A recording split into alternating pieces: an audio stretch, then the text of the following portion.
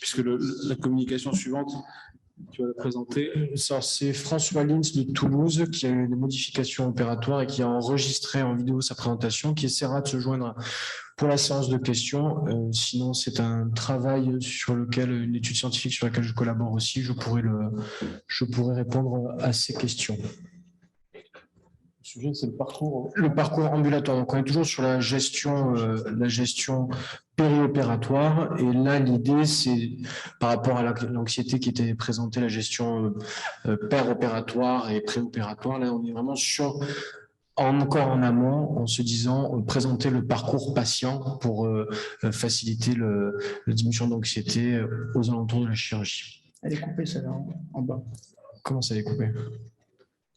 Je remercie l'Académie nationale de chirurgie de me donner cette opportunité, ainsi que le modérateur Maxime Ross pour son invitation. Donc, je vais vous présenter le parcours ambulatoire en réalité virtuelle, un sujet autour de la gestion de l'anxiété et du stress des patients en chirurgie orthopédique. Une petite diapo de présentation. Je suis le docteur François Lins, j'exerce donc la chirurgie exclusive du pied et de la cheville, une chirurgie orthopédique au sein de la clinique de l'Union, une clinique du groupe Ramsay Santé, au sein du groupe Union Cheville-Pied, un groupe de 3 chirurgiens spécialistes.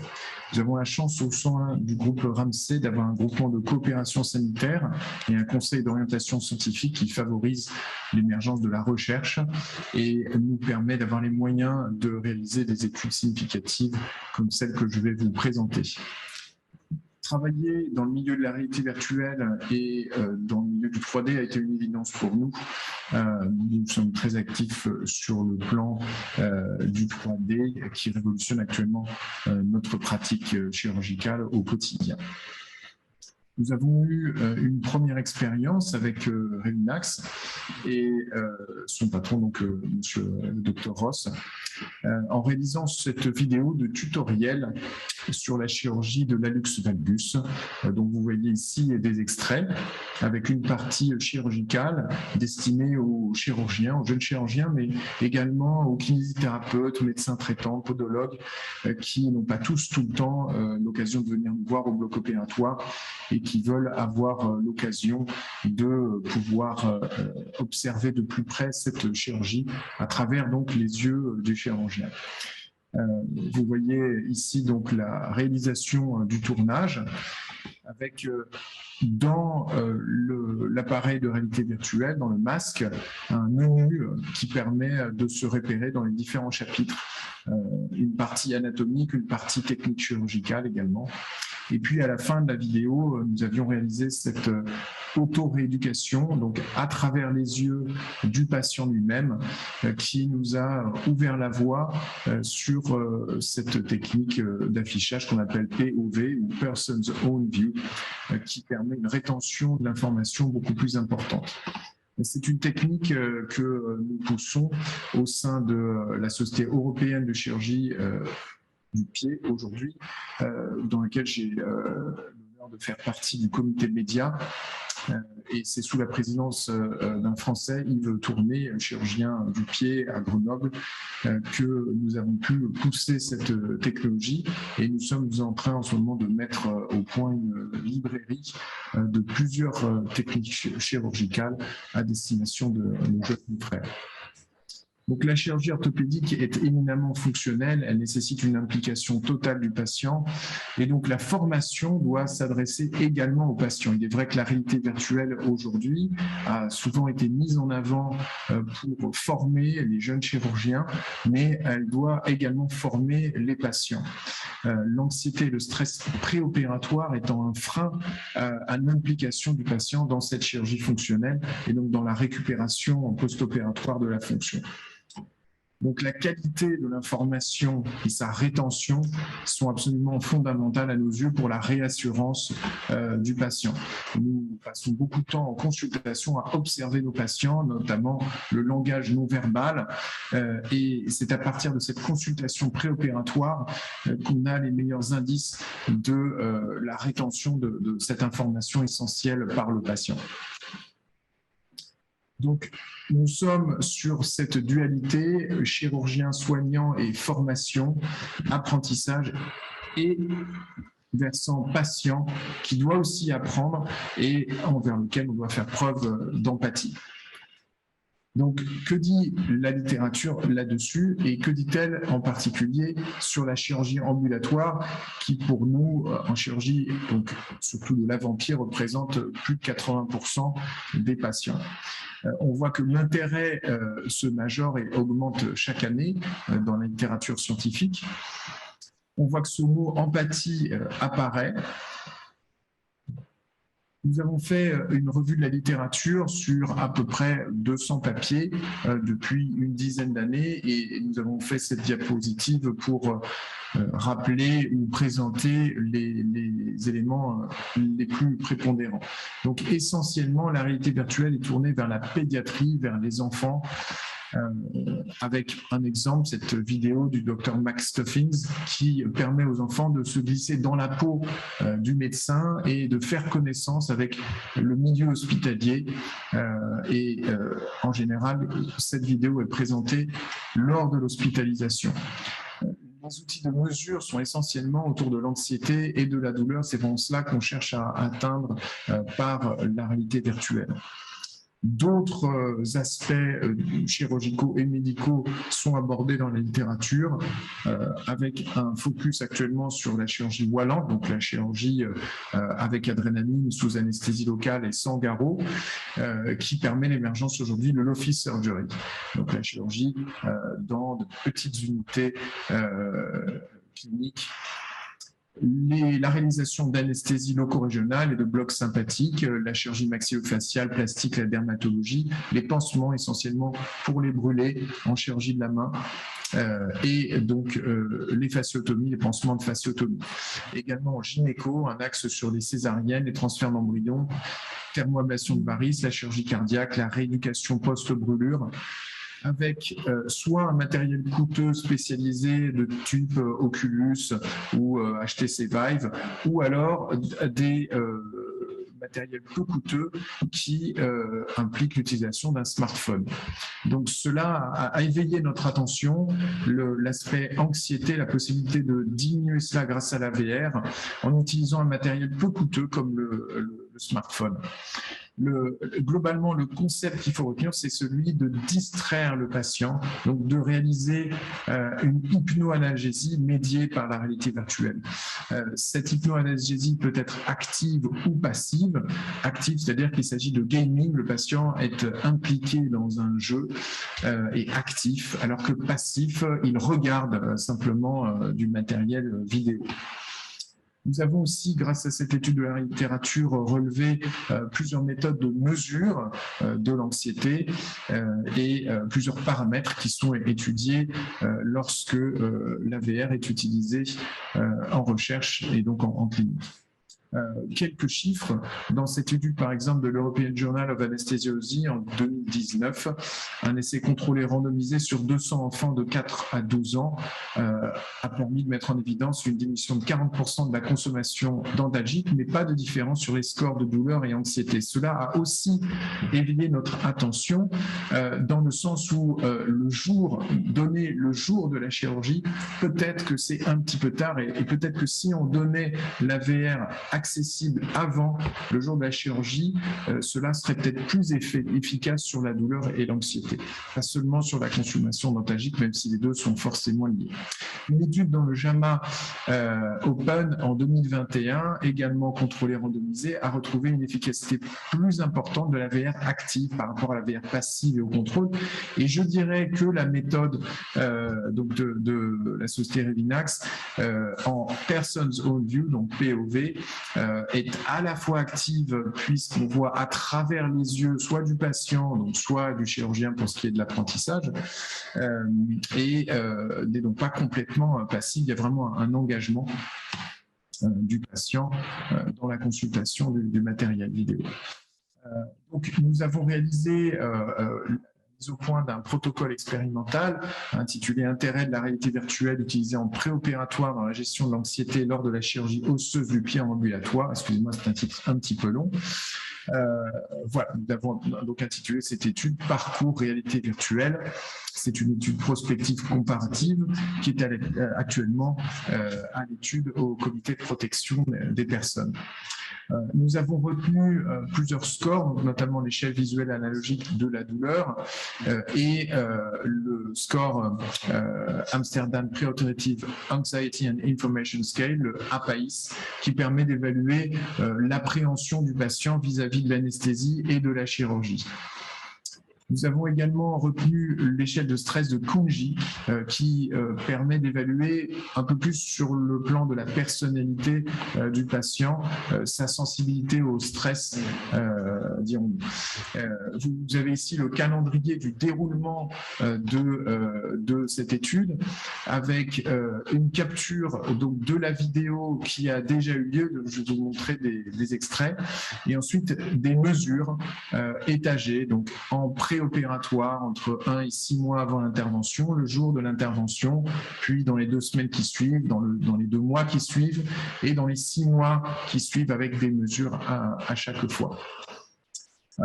Voici comment cela se présente dans le masque. Alors bien sûr, hein, c'était une vision binoculaire 3D, d'où les images en double, avec également un menu permettant de naviguer entre les différents chapitres.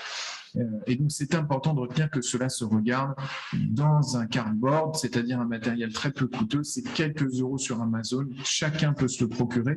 Bien sûr, ce sera donné aux patients dans le cadre de notre étude.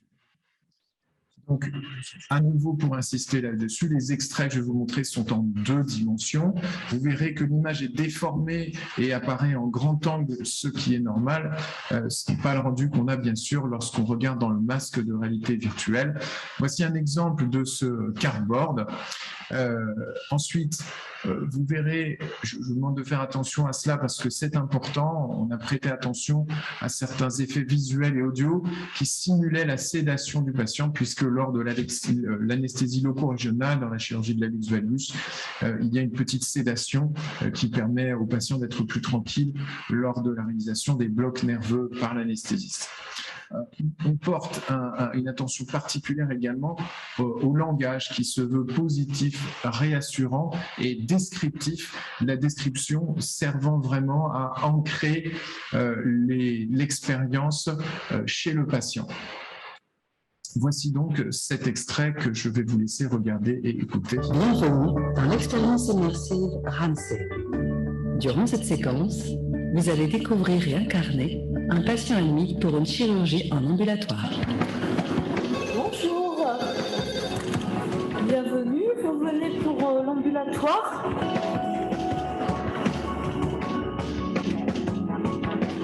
Bonjour, vous pouvez me suivre. Voici la tenue. Je vous laisse vous habiller, mettre vos affaires dans l'armoire. Je vous dis à tout à l'heure.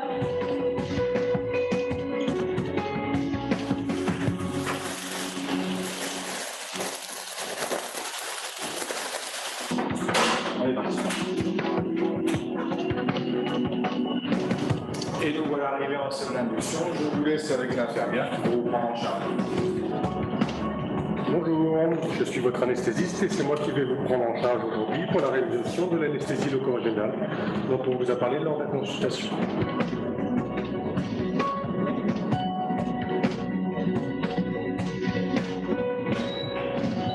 Bonjour, je suis l'infirmière du bloc opératoire.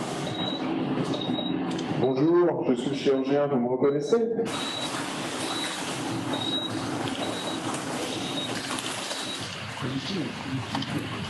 Alors, on a terminé. L'intervention s'est très bien passée. Tout va bien. Vous êtes en salle de réveil. Et rebonjour. Bon, vous allez bien. L'intervention s'est très bien passée. Et je vous souhaite un très bon retour chez vous et un bon rétablissement. Au revoir.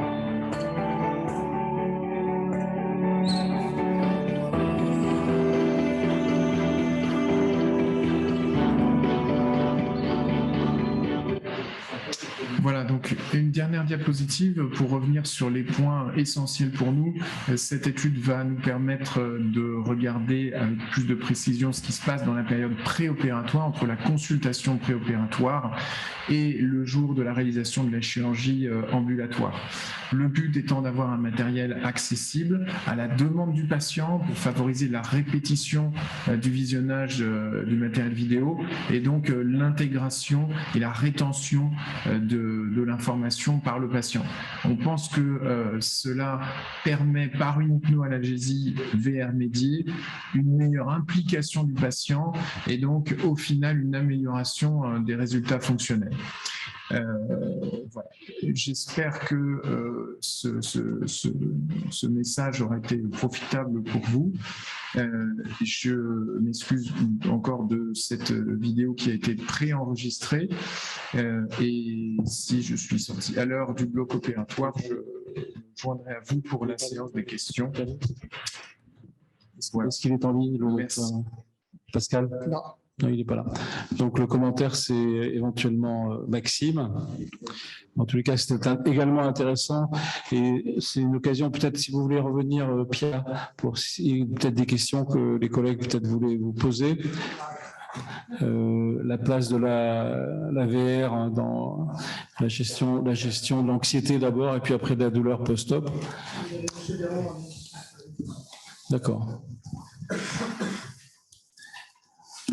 Peut-être, je vois que Jean-Pierre vous poser une question. Oui, la gestion de la douleur péropératoire doit être une spécialité suisse parce que quand j'étais assistant il y a longtemps, j'avais été invité à un congrès à Genève justement, dans lequel on expliquait qu'il fallait relever le seuil de la douleur du patient avant un acte chirurgical pour justement qu'il ressente moins la douleur. C'est-à-dire que une même personne peut ressentir différemment la douleur en fonction de son seuil de douleur, justement.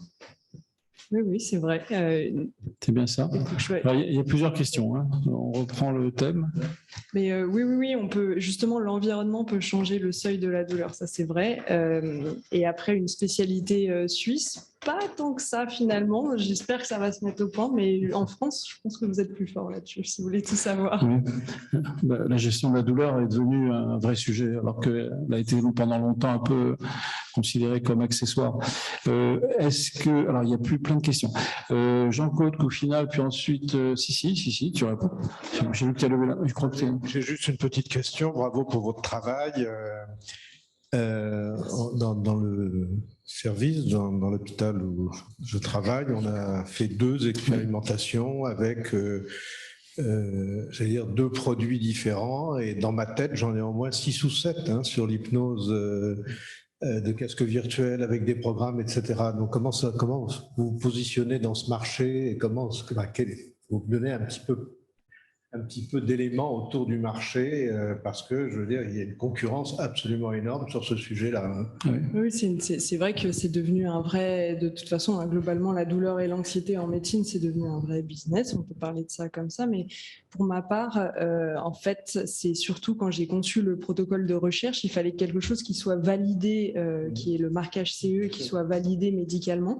Et pour l'instant, ce casque-là, l'HypnoVR, c'est le seul qui a le marquage en France, voire en Europe. Et c'est vrai qu'il a été conçu par 2 médecins pour le coup. Ça fait une vraie différence, 2 anesthésistes. Et donc voilà, si vous voulez faire de la recherche, vous ne pouvez pas en utiliser autant que vous voulez. Et la suite, je veux dire, j'ai l'impression que ce n'est qu'un début, parce qu'on a un peu l'impression que ce sont des méthodes qu'on pourrait mettre dans la médecine intégrative en général. Je pense que là, il y a une vision plus systémique de cet abord pour l'ensemble des pathologies et des pathologies chroniques qui semble assez intéressant. Oui, la gestion de la douleur chronique, ça aussi, par exemple dans les cancers du pancréas, des choses comme ça. Est-ce que ça a été expérimenté, ce genre de... Parce que les douleurs violentes, elles sont bien sûr morphinées, etc. Mais en même temps, peut-être qu'on peut améliorer la tolérance. Alors, là, ce que j'ai présenté, c'était dans le cadre de ma thèse, mais évidemment, il y a énormément d'études à faire et on peut vraiment tourner ça dans tous les sens. Mais alors, personnellement, moi, je l'utilise encore, mon casque. Je l'ai ramené en France avec moi, je l'ai ramené à la Fondation Rothschild de CHU. Et c'est vrai que je l'ai utilisé, que ce soit dans des contextes d'urgence, donc de la douleur aiguë, mais aussi aussi dans mes contextes, par exemple, de stimulation médulaire et où parfois on peut poser les boîtiers sans endormir les patients. Et souvent, c'est des patients douloureux chroniques, donc des gens qui ont des seuils de douleur qui sont très abaissés et qui sont très durs à contrôler. Et chez eux, c'est là où c'est d'ailleurs le plus intéressant d'utiliser, entre guillemets, des thérapies alternatives comme celle-ci. C'est parce qu'on va jouer sur l'environnement et pas sur la pharmacopée où il y a une tolérance, alors que l'environnement, il n'y a pas de tolérance. On peut plus... La seule chose, c'est que le casque a un nombre d'univers limité et que c'est l'effet de surprise qui vous permet de vous défocaliser. Donc, si vous vous habituez, que vous utilisez plusieurs fois le casque avec des mêmes environnements, vous connaissez par cœur et vous vous habituez, il n'y a plus cet effet. Donc, la seule chose, c'est que c'est pour ça que d'ailleurs ce logiciel est payant et c'est un abonnement. Hein. Il faut le dire, on revient à l'idée du coût, mais c'est parce qu'en fait, il y a des gens derrière qui doivent travailler et enrichir en permanence. Et puis, vous m'aviez dit aussi que dans le cadre des études, vous étiez rendu compte que ceux qui étaient d'habitude, qui n'étaient pas engagés dans l'hypnose, qui ne sentaient pas, finalement avaient quand même de très bons résultats avec ça, alors qu'ils étaient au départ circonspects par l'utilisation de l'hypnose. Oui, exactement. Et c'est ça qui est intéressant, moi, je trouve, c'est ce que j'ai essayé de dire tout à l'heure avec ce casque, c'est que, je vais essayer de vous faire une comparaison pour qu'on comprenne, mais c'est comme les enfants entre la lecture et la télé. Quand vous leur donnez un livre, évidemment, ils voient l'histoire, mais ils sont obligés de se raconter l'histoire dans leur tête, et c'est un vrai travail que nous, on fait naturellement. Pour un enfant, par exemple, c'est plus dur d'imager cette créativité, de se faire un petit film de ce qu'il est en train de lire. L'hypnose, c'est pareil. On vous demande de vous projeter dans un univers. C'est ce que fait la personne qui induit les différentes étapes. Et les gens, souvent, qui ne sont pas compliants à l'hypnose, c'est parce qu'ils ont du mal à se créer cette imagination, de se projeter dans un endroit agréable. Vous mettez un film à un enfant, vous lui mettez l'image devant lui. Il n'a pas besoin de la créer. Donc, en fait, il rentre tout de suite, il est directement introduit dans le monde, et ben, la réalité virtuelle... Il est immergé. Exactement. Alors, il y a plusieurs questions. D'abord, en présentiel, il y a notre ami Hubert Joannet. Et puis après, il y a Pascal Richman et Jean-Louis Béraud qui veulent poser des questions. Oui, la RAC est devenue une évidence et on s'étonne un peu que dans les programmes RAC, ce ne soit pas intégré ce type de procédé. Et est-ce que vous... que pensent les RAS? Enfin, est-ce qu'ils vont l'adopter? Est-ce qu'ils vont l'intégrer?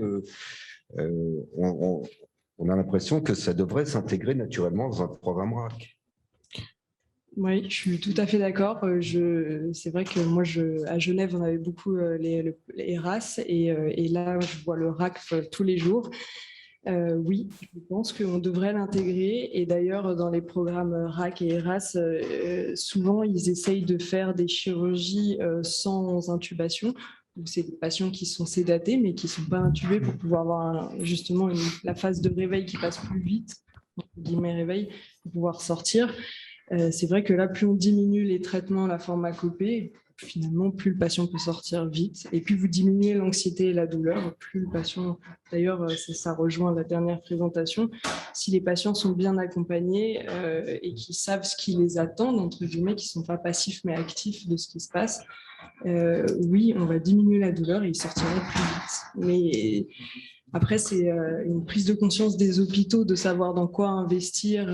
Encore une fois, ça coûte cher. Hein, donc, voilà, c'est une balance. Pascal Richman et puis Jean-Louis Béraud après. Pascal. Alors, je réponds également à la question d'Hubert, puisque j'ai le plaisir également de travailler à la clinique de l'Union, d'où nous parlait notre collègue orthopédiste et en neurologie également. Nous avons intégré dans le programme RAC un préconditionnement donc, aux conditions d'hospitalisation et de préparation au bloc opératoire. Alors, ma question s'adressait à Madame Vessière, elle est, pour revenir à la publication scientifique. Vous avez déjà partiellement répondu. La question était, est-ce que vous avez eu des échecs? Combien? Vous les avez analysés. Et au-delà de ça, est-ce que à baseline, vous avez analysé votre population en fonction des différentes conditions psychologiques? Je suppose que les patients n'avaient pas tous le même profil psychologique. Est-ce que vous avez l'opportunité de l'analyser? Alors, oui, évidemment, dans la conception de l'étude, je suis obligée de cibler ma population et un corps. Hein. Par exemple, je n'ai pas ciblé le type de chirurgie, je n'ai pas ciblé les tranches d'âge ni le sexe. Mais par contre, c'est vrai que vous êtes obligé d'avoir des patients qui doivent être exclus, non inclus, et ceux qu'on peut intégrer dans l'étude. Donc déjà, évidemment, toute pathologie psychiatrique doit être retirée de l'étude. Les patients épileptiques doivent être retirés de l'étude aussi. On ne peut pas se permettre, pour l'instant, on n'a pas assez de recul, en tout cas, pour utiliser cette technologie avec eux. Donc, je ne dis pas que c'est nocif, mais en tout cas, on n'a pas assez de recul. Et puis, si j'ai eu des échecs, j'en ai eu très peu, vraiment très peu. Pour l'instant, je peux le dire à voix haute, hein, sur 46 patients que j'ai intégrés, je voudrais monter jusqu'à 53, j'ai eu que 2 échecs. Et encore, c'était parce que c'était vraiment des circonstances de stress de très haut niveau pour les patients. Comme je vous ai dit, après dans mes outcomes, pour mes billets, j'ai différencié les chirurgies, mais il y a des patients qui ont des chirurgies du crâne qui vont durer très longtemps avec des diagnostics neuro-oncologiques derrière qui sont très importants. Évidemment, ça biaise votre niveau de stress par rapport à quelqu'un qui va venir pour une hernie discale. Donc, bon, mon seul échec était celui-là, mon seul vrai échec, et puis le deuxième, c'était autre chose, c'était vraiment lié à l'âge. Et d'ailleurs, il y a des étudiants là qui se lancent dessus, mais qui vont regarder est-ce que l'âge a un impact sur la compliance face à la réalité virtuelle, les enfants vraiment de bas âge ou les personnes très âgées. Les gens n'aiment pas ça de la même façon, mais après, c'est culturel, environnemental. Donc, il y a beaucoup d'études. J'ai oublié de vous féliciter, excusez-moi pour votre présentation. Pendant que vous parliez, je pensais à une autre situation que je connais bien. Moi, j'ai un mal fou à passer quand je passe une IRM. Heureusement, ça n'arrive pas très souvent. Mais à chaque fois, j'ai un sentiment désagréable comme beaucoup. Et je pense que ce type de technique faciliterait certainement la chose.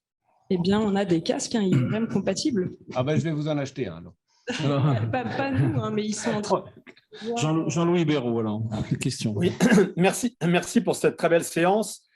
Ayant pratiqué un peu l'hypnose pour certaines opérations de chirurgie viscérale, hernie, nodule thyroïdien, parathyroïde, j'ai été absolument estomaqué par les résultats. Et donc, cette technique de casque paraît extrêmement intéressante. Est-ce que dans votre hôpital à Genève, d'autres collègues ont utilisé ces techniques qui peuvent être pratiquées lorsque des patients n'ont pas envie de faire l'hypnose, sont réticents, etc. Oui, en effet, c'est beaucoup plus attractif. Oui. Alors, moi-même, hein, je pratique l'hypnose et j'en faisais avant qu'il y ait la réalité virtuelle. Et c'est vrai que je vois que quand on propose aux patients, alors déjà, c'est une question d'intimité. Avec l'hypnose, on est proche du patient, on est à côté. Il y en a, ils n'ont pas envie de se laisser aller devant le médecin ou la personne référente. Là, avec le casque, on les laisse tranquilles. Ils peuvent être dans leur chambre avec leur casque, par exemple. Donc, on leur laisse une certaine intimité. Et puis, il y a le côté ludique. Hein. On présente un environnement virtuel qui est individualisé, en plus, où ils peuvent choisir parmi un panel. Ils ont des choix. Donc, c'est sûr que c'est ce que je mets dans ma présentation, ça potentialise l'hypnose. Et il y a des études d'ailleurs sur ça où ils ont comparé l'hypnose seule et l'hypnose avec la VR, et puis on peut voir que ça a des effets significativement importants sur la douleur notamment. Et il y a encore une question, Daniel Loisance. Daniel Loisance, si tu m'entends, Daniel, question? Oui, une question très rapide. Vous avez parlé d'applications en chirurgie cardiaque. À quel type d'intervention faisiez-vous allusion? Ah oui, c'était dans les toutes premières, quand j'ai marqué sur l'anxiété préopératoire. Ah bon, mais vous n'avez pas l'expérience de l'hypnose en chirurgie cardiaque? Non. Moi, en tant qu'interne de neurochirurgie, du coup, je ne suis plus dans des blocs de neurochir, mais non, c'est vrai que je ne connais pas de collègues. Après, il y a beaucoup d'études faites par HypnoVR, donc peut-être que... Ok, merci. Merci. Alors, Maxime va encore faire un petit commentaire. Moi, j'ai une question encore à vous poser. Juste un tout petit commentaire. Tu demandais tout à l'heure par rapport aux douleurs chroniques. Il y a une boîte américaine qui avait développé il y a déjà quelques années de ça, surtout sous le format pédiatrique initialement, mais ensuite ils ont essayé vers l'adulte et c'est comme une prescription en fait d'avoir 2 minutes de VR 3 fois par jour dans des environnements spécifiques. Ils ont publié un article l'an dernier montrant des résultats significatifs sur la réduction de la douleur. Donc ça existe et effectivement il y en a certains qui sortent ce genre d'études. Éventuellement, il y a des patients qui sont phobiques, qui ont par exemple des névroses post-traumatiques, et on sait que la VR est très utile pour les déshabituer.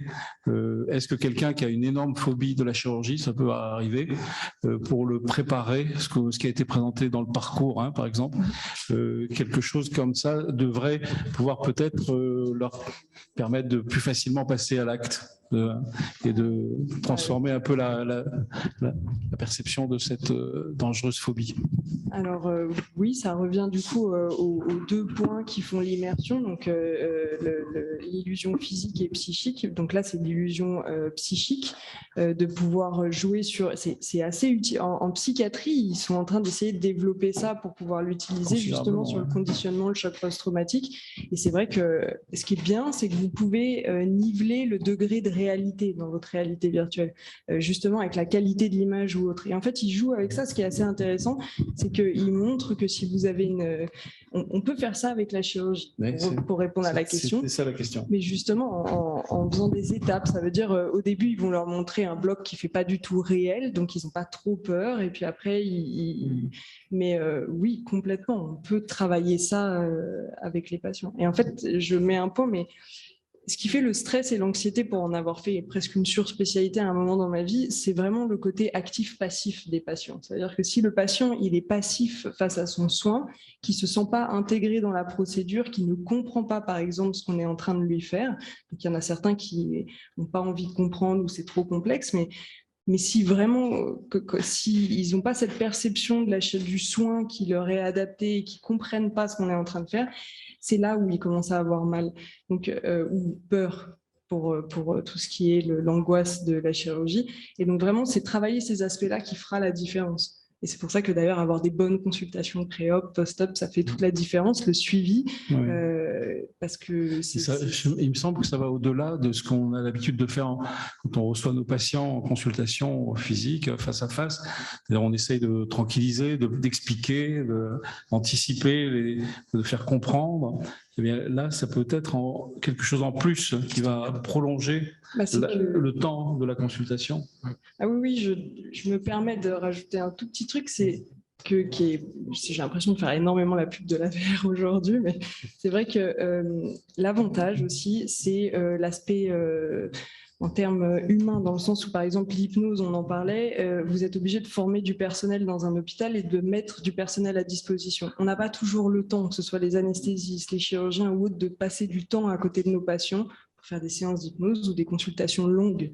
L'avantage là, c'est qu'on peut les laisser avec leur casque et ça fait gagner en termes, comment vous appelez ça, de moyens humains.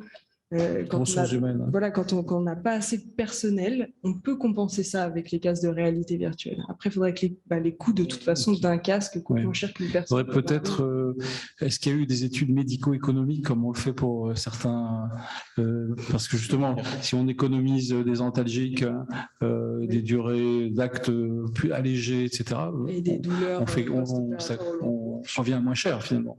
Et donc, ça mérite peut-être un investissement compensatoire. C'est à travailler. Oui. Mais écoutez, voilà, merci. Encore une fois, bravo, parce que, comme vous l'avez dit très justement, l'Académie nationale de chirurgie est totalement ouverte à l'innovation. Et comme c'est une démonstration de plus, après le métaverse, après toutes sortes de sujets incroyables, eh bien, aujourd'hui, c'était la réalité virtuelle immersive. Bravo à Maxime pour cette préparation. Bravo.